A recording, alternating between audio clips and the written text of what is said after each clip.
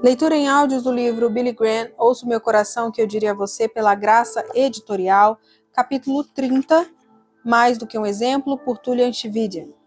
Tullian Tchividjian é pastor sênior da Igreja Presbiteriana de Coral Ridge, em Fort Lauderdale, Flórida, e filho de Virginia Graham, Gigi. Era 2 de maio de 1996 e eu estava sentado no Capitólio com a minha família, aguardando a cerimônia que estava prestes a começar. Eu estivera em Washington, D.C. uma vez, em 1985, quando tinha apenas 13 anos.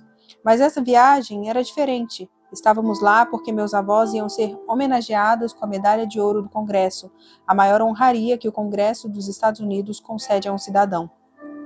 Na verdade, o senador Bob Doyle, durante seu discurso na cerimônia, disse: "Quando surgiu a ideia de conceder a Medalha de Ouro do Congresso a Billy Ruth Graham, aconteceu algo raro nesta casa. A aprovação foi unânime." Todos riram. Na época, foi a 114ª medalha a ser concedida desde que George Washington recebeu a primeira delas. Centenas de pessoas compareceram naquele dia para homenagear meus avós, desde o então vice-presidente Al Gore até Kathleen Gifford. Quando Newt Gingrich, o senador Doyle e o vice-presidente Gore falaram, cada um deles compartilhou o quanto meus avós significavam para eles. Depois que a medalha foi entregue, meu avô levantou-se para falar. Antes que ele pudesse dizer uma palavra, a multidão se levantou e o aplaudiu por 3 minutos ininterruptos. As lágrimas começaram a correr pelo meu rosto. Eu estava muito orgulhoso dele e grato a Deus por ter me dado uma herança tão tremenda, a qual eu não pedi nem merecia. Ali estava um homem sendo homenageado publicamente por pregar o Evangelho de Jesus Cristo a mais pessoas do que qualquer outro pregador na história. Um homem sendo reconhecido por seu amor por Deus e pelas pessoas, e eu tive o privilégio de chamá-lo de Vovô Bill.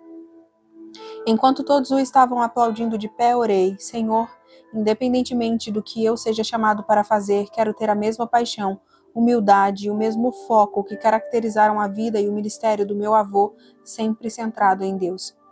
Não foi surpresa vê-lo apresentar o Evangelho naquele dia. Ele falou corajosamente sobre o pecado, a cruz e a grande necessidade de arrependimento. Exortou sobre a brevidade da vida e os prazeres fugazes do mundo. Ele olhou nos olhos dos muitos líderes políticos de alto escalão presentes naquele dia e os desafiou a contemplar a morte e a vida no porvir. Vovô Bill era tão ousado, cativante, nunca se envergonhou de pregar o Evangelho. Até hoje, não sei se já ouvi a verdade falada em amor de maneira mais eficaz.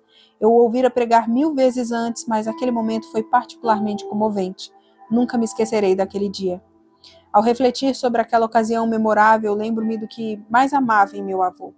As qualidades que tive a rara oportunidade de observar de perto. 5 delas me vêm à mente de imediato.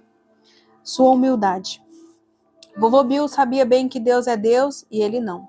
Tinha consciência da sua pequenez e da grandeza do Senhor, da própria imperfeição e da perfeição de Deus.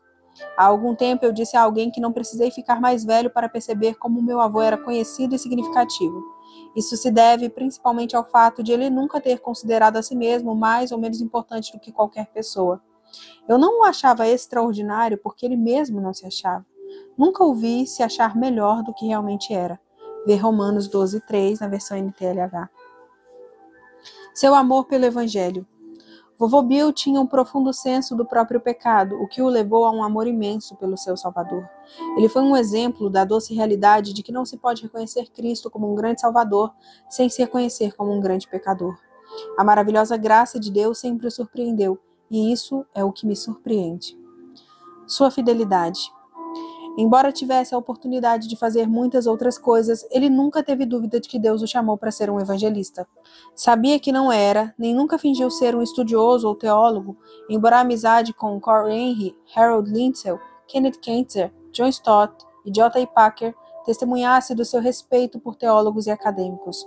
Ele permaneceu fiel ao chamado de Deus em sua vida e cumpriu essa vocação sem qualquer mancha de escândalo sexual, financeiro ou moral. Ele deu importância ao que realmente importa. Ele não mostrava favoritismo.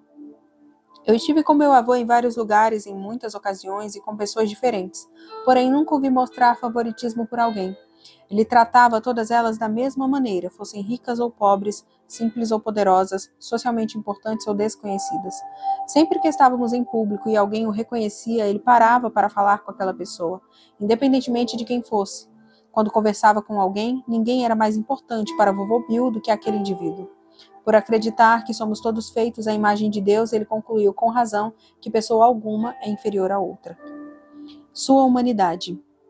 Vovô Bill era normal. Ele ficava bravo, triste, rabugento e adorava rir, especialmente de si mesmo. Ele tendia a ser otimista em público e pessimista em particular. Seu restaurante favorito era o Red Lobster. Seu filme favorito era Crocodile Dundee. Sua bebida favorita era suco de laranja e adorava peixe bagre. Ele era apenas mais um homem com todas as limitações, imperfeições e gostos idiosincráticos que todos temos, e eu o amava por isso. Nos agradecimentos do meu livro, Do I Know God? Conheço Deus? Escrevi ao vovô Bill por redigir o prefácio. Não posso acreditar na herança que Deus me deu. Por causa da sua fidelidade a Jesus, por mais de 60 anos, meus filhos e os filhos dos meus filhos serão abençoados. O Senhor tem sido um amigo próximo e o conselheiro mais confiável de toda a minha vida. Quero ser como o Senhor quando crescer. Sinto muito a sua falta, vovô Bill, mas como sempre me disse, para o cristão, o melhor ainda está por vir.